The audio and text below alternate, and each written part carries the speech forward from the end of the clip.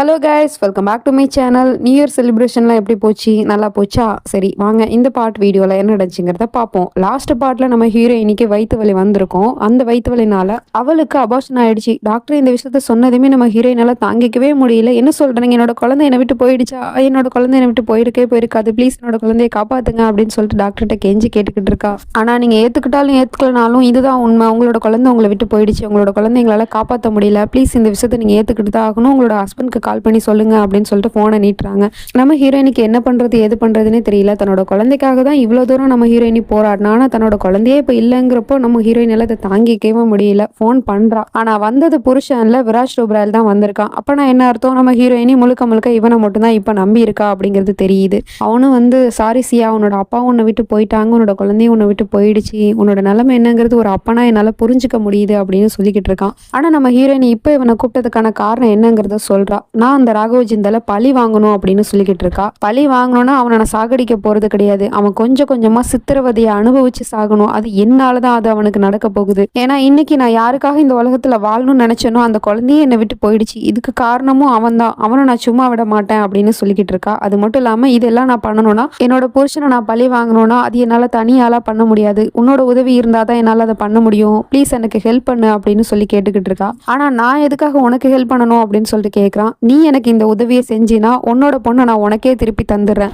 அவ உன் கூட முழு மனதோட வர்றதுக்கு நான் உனக்கு உதவி பண்றேன் அப்படின்னு சொல்றா. இந்த டீல் இவனுக்கு ரொம்பவே பிடிச்சி போயிடுச்சு. அதனால இவனும் ஹெல்ப் பண்றேன்னு ஒத்துக்கிறான். நம்ம ஹீரோயின் எதுக்காக இவனை சூஸ் பண்ணானா, ஒரு சைக்கோவை தோக்கடிக்கணும்னா அது இன்னொரு சைக்கோவால தானே முடியும். அதனாலதான். அது மட்டும் இல்லாம இந்த போராட்டத்துல என்னோட கடவுளும் என் கூட இருக்க போறாங்க அப்படின்னு சொல்லிட்டு அங்க இருக்கிற சாமிக்கு இவ ஆர்த்தி எடுத்து பூஜை எல்லாம் பண்ணிக்கிட்டு இருக்கா. அப்ப தன்னோட புருஷன் தன்னை எப்படியெல்லாம் கொடுமைப்படுத்தினானோ அது எல்லாமே கண்ணு முன்னாடி வந்துகிட்டு போயிட்டு இருக்கு. இப்ப நம்ம ஹீரோயினோட கண்ணுல புருஷன் மேல காதல் இல்ல, முழுக்க முழுக்க அவனை பழி வாங்கணும் அப்படிங்கிற எண்ணம் மட்டும்தான் இருக்குது. அப்படியே கட் பண்ணா இப்ப 5 மாசம் கழிச்சு என்ன நடக்குது அப்படிங்கறத காமிக்கிறாங்க. 5 மாசம் ஆயிடுச்சு. நம்ம ஹீரோயினி இப்ப எந்த புருஷனை பழி வாங்கணும் அப்படின்னு சொன்னாலோ அதே புருஷன் கூட 5 மாசத்துக்கு அப்புறம் வாழ்ந்துகிட்டு தான் இருக்கா. அவனும் பொண்டாட்டிக்காக ஆசாசியா எப்போதும் போல சமைச்சு எடுத்துட்டு வந்திருக்கான்.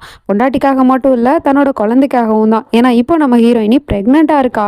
என்ன நடக்குது அப்படின்னு ஒண்ணுமே புரியல. வழக்கத்துக்கு மாறா நம்ம ஹீரோயினி முகத்திலயும் சந்தோஷம் அதிகமாவே தெரியுது. புருஷங்காரனும் பொண்டாட்டிக்காக ஆசாசியா ஜிலேபிலாம் செஞ்சு கொண்டு வந்து கொடுக்குறான். அவளும் அதை ஆசையா சாப்பிட்டு பார்த்துட்டு நல்லா இருக்கிறாகவும் எனக்காகவும் அது பண்ணீங்க அப்படின்னு சொல்லிட்டு கேட்குறா. உனக்காகவும் பண்ண, அப்புறம் நம்ம குழந்தைக்காகவும் பண்ண அப்படின்னு சொல்றான். அப்ப நம்ம ஹீரோயினி அந்த ஜிலேபியை சாப்பிட்டுக்கிட்டே அவனை முறைக்கிறா. அப்பதான் நமக்கு என்ன நடந்துச்சு அப்படிங்கிற பிளாஷ்பேக்கை காட்டுறாங்க. உண்மையிலே நம்ம ஹீரோயினி புருஷனை மன்னிச்சுட்டு வந்து அவங்க கூட வாழ்றதுக்கான காரணமே இந்த விராஜ் டோப்ரால் தான். ஏன்னா இவன் தான் நம்ம ஹீரோயினை கைட் பண்ணியிருக்கான். இங்க பாரு சியா, நீ அவனோட உண்மையான சுயரூபத்தை வெளியே கொண்டு வரணும்னா நீ அவன் கூட சேர்ந்து வாழணும் அப்படின்னு சொல்றான். எனது நான் திரும்ப அந்த லைஃப்குள்ள போகணுமான்னு கேட்டா, ஆமா நீ போகணும். அவங்க கூட ஒன்னா சேர்ந்து நீ வாழணும். பொய்யான ஒரு வாழ்க்கைய. அவனை நீ பழைய மாதிரியே காதலிக்கணும். அதுவும் பொய் தான். இப்ப நான் என்ன சொல்ல வரேன்னு புரியுதா அப்படின்னு சொல்லிட்டு கேட்டா நம்ம ஹீரோயினுக்கு ஓரளவு கிளியர் ஆயிடுச்சு. எனக்கு புரியுது, அவன் பண்ண தப்பெல்லாம் மன்னிச்சுக்கிட்டு நான் திரும்பவும் அவன் கூட சேர்ந்து வாழணும். ஆனா ஒரு பொய்யான வாழ்க்கையை வாழணும். ஏன்னா அவன் கூட இருந்தா தான் அவனோட உண்மையான சுயரூபத்தை வெளியே கொண்டு வரதுக்கான ஆதாரத்தை கலெக்ட் பண்ண முடியும். சரிதானே அப்படின்னு சொல்லிட்டு கேட்டா, எக்ஸாக்ட்லி இதுதான் சரியான வழி அவனோட உண்மையான சுயரூபத்தை இந்த உலகத்துக்கு முன்னாடி கொண்டு வரதுக்கு அப்படின்னு நம்ம ஹீரோயினை ட்ரெயின் பண்ணி தான் அனுப்பியிருக்கான். அதுக்கப்புறமா தான் நம்ம ஹீரோயினி அவனை மன்னிச்சு ஏத்துக்கிற மாதிரி ஒரு பொய்யான வாழ்க்கையை வாழ்ந்துகிட்டு இருக்கா. இப்போ புருஷன்கிட்ட பழைய மாதிரி இன்னசென்டா இல்லாம, ராகவ் எனக்காக ஒரு கிஃப்ட் வேணுமே அப்படின்னு சொல்லிட்டு கேட்குறா. கண்டிப்பா பேபி, உனக்கு என்ன வேணுமோ சொல்லி, இந்த உலகத்தையே கேட்டாலும் நான் வாங்கி தரேன் அப்படின்னு அவனும் சொல்றான். எனக்கு ஒரு டைமண்ட் நெக்லஸ் வேணும், அது பார்க்க ரொம்பவே காஸ்ட்லியா இருக்கணும் அப்படின்னு சொல்லிட்டு கேட்குறா. இதுதானே பேபி, உனக்காக நான் என்ன வேணா செய்வேன், நான் வாங்கிட்டு வரேன் அப்படின்னு சொல்லிட்டு அவனும் பொண்டாட்டி நேத்துல கிஸ் பண்ணிட்டு அப்புறம் வயிற்றுல இருக்கிற பேபிக்கும் கிஸ் பண்ணிட்டு, சரி பேபி நான் போயிட்டு வரேன் அப்படின்னு சொல்லிட்டு அவன் இங்க இருந்து கிளம்பிடுறான். அவன் எந்தன போனதுக்கு அப்புறம் நெத்தியில புருஷங்காரன் கிஸ் பண்ணால அதை அப்படியே அழிச்சுக்கிட்டு இருக்கா கோவத்தோட. அதே சமயம் அவன் ஆஃபீஸ்க்கு போறதை யாரோ ஒரு ஆள் கேமரால வாட்ச் பண்ற மாதிரி தெரியுது. அது வேற யாரும் இல்ல, விராஜ் டோப்ரால் தான். கார்ல உட்காந்துக்கிட்டு அந்த வீட்டோட கேமராவை இவன் ஹேக் பண்ணி வச்சிருக்கான். இப்போ அந்த வீட்டுல என்ன நடக்குது ஏது நடக்குதுன்னு இவனாலையும் பார்க்க முடியும். அப்புறம் அந்த ஃபுட்டேஜை மாத்தி வைக்கவும் இவனால முடியும். அப்படியே அந்த ராகவ் ஆஃபீஸ்க்கு போனதுக்கு அப்புறம் இவன் அந்த வீட்டுக்குள்ள என்ட்ரி ஆகிறான். கையில ஒரு பொட்டியை எடுத்துக்கிட்டு வந்து நம்ம ஹீரோயினி கிட்ட காமிச்சிட்டு, நீ கேட்டதை கொண்டு வந்துட்டேன் அப்படின்னு சொல்றான். நம்ம ஹீரோயினியும் வயிற்றுல இத்தனை நாளா அப்ப ஒரு பேடு தான் கட்டி வச்சிட்டு இருந்திருக்கா போல. அப்ப அந்த குழந்தை உண்மை கிடையாது, அபார்ஷன் ஆனதுதான் புருஷன்கிட்ட சும்மா பிரெக்னெண்டா இருக்கிற மாதிரி நடிச்சிட்டு இருந்திருக்கா. 5 மாசம் ஆயிடுச்சு இந்த பொய்யான வாழ்க்கையை நான் வாழ ஆரம்பிச்சு. இப்போ இந்த நாளுக்காக தான் நான் வெயிட் பண்ணேன் அப்படின்னு சொல்லிட்டு 2 பேருமே கையில் ஒரு க்ளவுஸ் எடுத்து மாட்டிக்கிட்டு இருக்காங்க. எதுக்கு என்ன பண்ண போகிறாங்கன்னு தெரியல. அப்படியே சீனை கட் பண்ணால் பொண்டாட்டி கிட்ட அந்த டைமண்ட் நெக்லஸை வாங்கிட்டு வந்து வீட்டுக்குள்ளே வந்து பார்க்குறான். வீடே அலங்கொலையாக கிடக்குது. பொண்டாட்டியை காணோம். அந்த இடம் ஃபுல்லாக ரத்தமாக வேற இருக்குது. என்னாச்சு ஏதாச்சுன்னு தெரியல. அப்போ தான் நமக்கும் என்ன நடந்துச்சுங்கிறத காமிக்கிறாங்க. இவங்க 2 பேரும் க்ளவுஸ் எடுத்து மாட்டினாங்கல்ல, அந்த வீட்டில் இருக்கிற எல்லா திங்ஸையுமே போட்டு உடச்சிக்கிட்டு இருக்காங்க. க்ளவுஸை மாட்டதுக்கான காரணம் கைரேகை பற்றக்கூடாது, கைரேகை தெரியக்கூடாது அப்படிங்கிறதுக்காக தான். அண்ட் புருஷன் ஆசையாக செஞ்சுட்டு வந்த ஜிலேபி நம்ம ஹீரோயினி கையால் போட்டு உடச்சி கொட்டிக்கிட்டு இருக்கா. அப்புறம் ஒரு பெயிண்ட்டை கீழே ஊத்துறாங்க. ரத்தம் மாதிரியே இருக்கு. அதை இவன் கீழே ஊத்துறா. நம்ம ஹீரோயினி தொடச்சிக்கிட்டே வரா. பார்க்க போனா யாரையோ ஒரு ஆளை சாகடிச்சு இழுத்துட்டு போன மாதிரி தான் தெரியுது. அந்த இடத்த பார்க்கும்போது இதுதான் நடந்திருக்கு. இப்படி ஒரு செட்டப்பை ரெடி பண்ணி வச்சிருக்காங்க. அது தெரியாம இவன் பொண்டாட்டியை காணோன்னு வீடு ஃபுல்லா தேடிக்கிட்டே இருக்கான். அப்பதான் அம்மா வெளியிலேருந்து என்ட்ரி ஆகுறாங்க. என்னாச்சு சியாக்கு, அவ எங்க போனா அப்படின்னு சொல்லிட்டு கேட்டா, எனக்கு தெரியலையே சார், நான் வெளியில போயிட்டு வந்தேன், மார்க்கெட்டுக்கு போனேன் அப்படின்னு சொல்றாங்க. உடனே இவனும் வீடு ஃபுல்லா தேடிட்டு அதுக்கப்புறமா தன்னோட அந்த கேமரா டார்க் ரூம் இருக்குல்ல, அங்க வந்து பார்க்குறான்.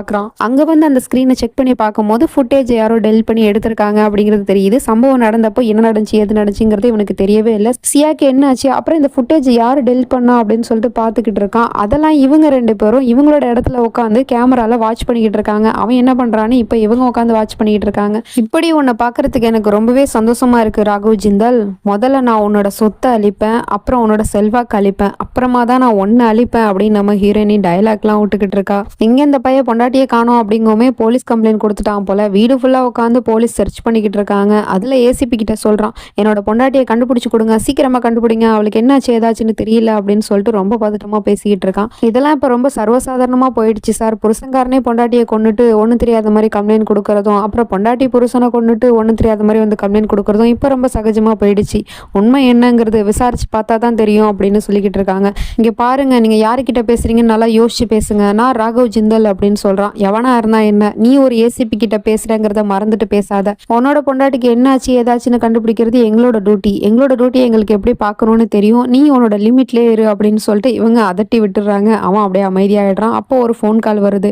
இவனும் ஓரமா போய் ஃபோன் பேசுறான். ஒரு அன்னோன் நம்பர்லேருந்து தான் கால் வருது. கால் பண்ணி பேசுறது நம்ம ஹீரோயினி தான். ஆனா அவனுக்கு இங்கே பாய்ஸ் குரல்ல தான் கேக்குது. உன்னோட பொண்டாட்டியை காரணம் தானே நீ தேடிக்கிட்டு இருக்க. உன்னோட பொண்டாட்டி எங்கேயும் போகல, அவ என்கிட்ட தான் இருக்கா. உனக்கு உன்னோட பொண்டாட்டி வேணும்னா நான் சொல்ற இடத்துக்கு வந்துரு, லொகேஷனை நான் உனக்கு ஷேர் பண்றேன். ஆனா இந்த விஷயம் அந்த ஏசிபிக்கு தெரியக்கூடாது, நீ தனியா தான் அங்க வரணும் அப்படின்னு சொல்லிட்டு போனை கட் பண்ணிடுறா. இவனும் போனை கட் பண்ணிட்டு ஏசிபி கிட்ட போய், எனக்கு ஆஃபீஸ்ல ஒரு முக்கியமான மீட்டிங் இருக்கு, நான் போயிட்டு வரேன் அப்படின்னு சொல்லிட்டு அங்க இருந்து போயிடுறான். சொன்ன இடத்துக்கு வந்துட்டான். ஆனா கண்ணை கட்டிட்டு தான் வர சொல்லியிருக்கா போல நம்ம ஹீரோயினி. கேமரால வாட்ச் பண்ணிக்கிட்டே அவனை கைட் பண்ணிக்கிட்டு இருக்கா போன்ல.